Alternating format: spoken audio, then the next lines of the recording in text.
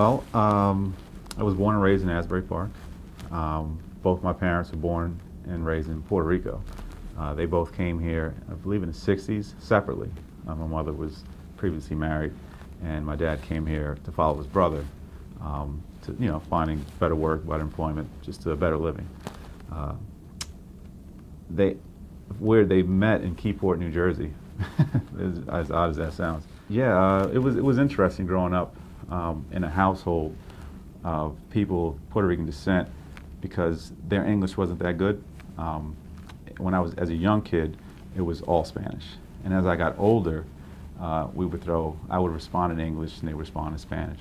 And as I became a teenager, then we would all kind of speak more English because they were learning they were learning their English just as much as I was learning my Spanish. So it was interesting.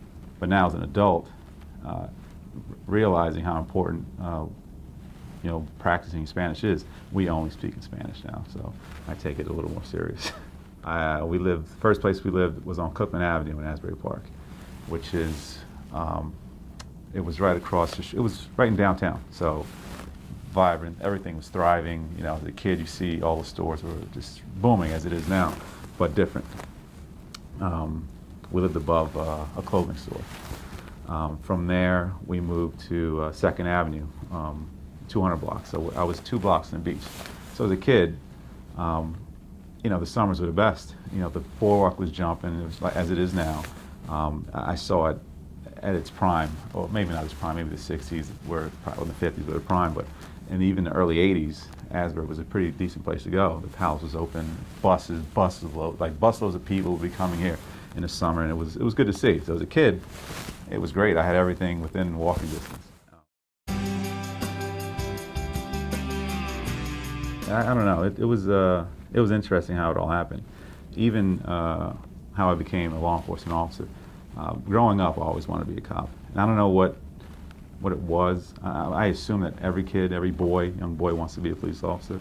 But I have funny memories of watching Chips, that old 70s show, and Poncherello, the Hispanic, motorcycle cop.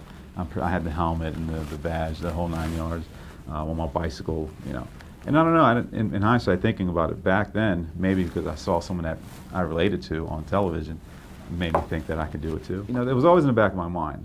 When I got in my teenage years, I wasn't really sure what I wanted to do. But I felt the need that I wanted to help people. I thought I'd be good at that. At the same time, so when I graduated, that was my goal, to go into law enforcement, not exactly sure what I wanted to do. I'm thinking probation, parole, corrections, something in that field. Not so much corrections, but more, something like that. I end up, while I'm in school, my girlfriend got pregnant, so reality struck very quickly. I was 21, and it's like, you need to get a job, you need to find a career, you need something serious. So after about 2 years, so my son's now 2, my interest in law enforcement starts to grow.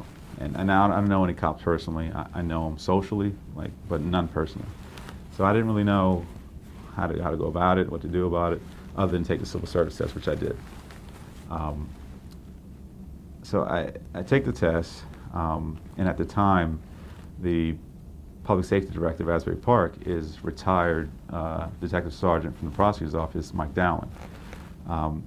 I just approach him. I go, excuse me, my name's Jose Cruz. I'm interested in becoming a police officer. Are there any positions open? He goes, did you take the civil service test? I go, yes. He goes, well, we don't have any positions open. He goes, what's your name again? I say, Jose Cruz. He said, do you speak Spanish? I go, yes. He goes, if you're serious, go to the police department right now. There's a Class 2 position available, and we're looking for 2 people.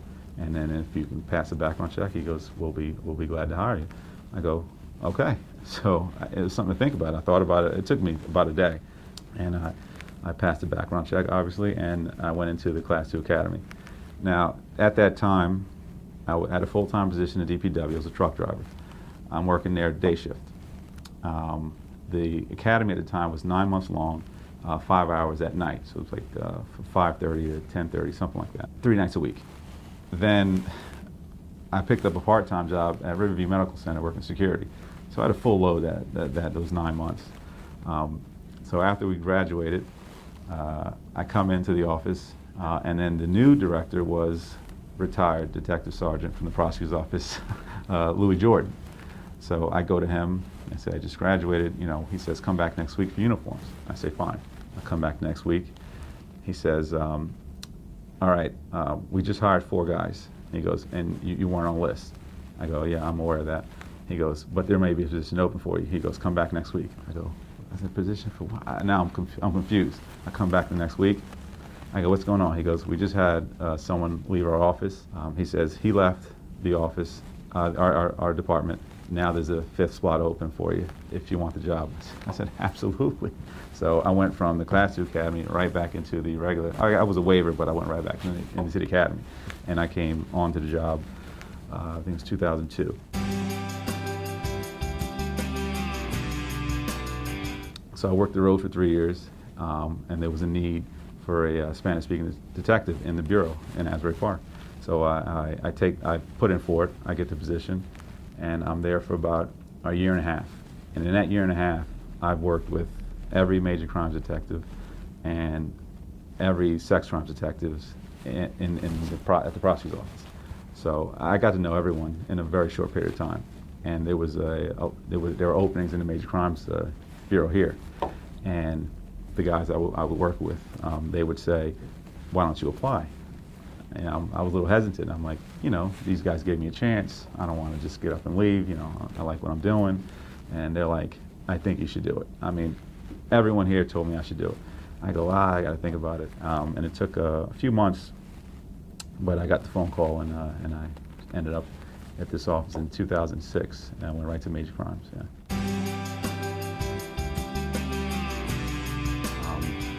There's another case that I'm not proud of, but it's a case that sticks with me, is the Christmas Eve 2007 homicide of Cesar Torralba.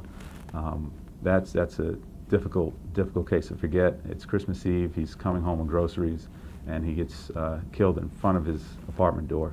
And it was in the midnight. It was 1 o'clock in the afternoon, and I'd like to think that there were more witnesses than came forward, because there was a lot of outreach for that case, a lot of outreach. It was one of the biggest outpours of assistance from outside agencies and people in general to try and get that case solved, and it's still unsolved. But that bothers me. More recent was last year's Hurricane Maria. Although obviously it was in Puerto Rico, but when the office sent out detectives from this office to go assist in Puerto Rico, it meant a lot to me and my family. My parents, they reside there now. They retired and moved back years ago. But when that happened, it took me 3 weeks, about a week to even communicate with them, and that was it was difficult. And I was here, and it was a nightmare trying to just communicate with them. And in the little communication, a lot of static, and they're like, we want to come back, and that's all I can get. So in bits and pieces, I would book a flight for them. It would get canceled. So it was like going back and forth. I tell them when the date is. They go to the airport, flight's canceled. They had to go to the airport 3 times for them to finally get a flight back. So I got them back here mid-October, or late October. So they had to deal with it for a few weeks.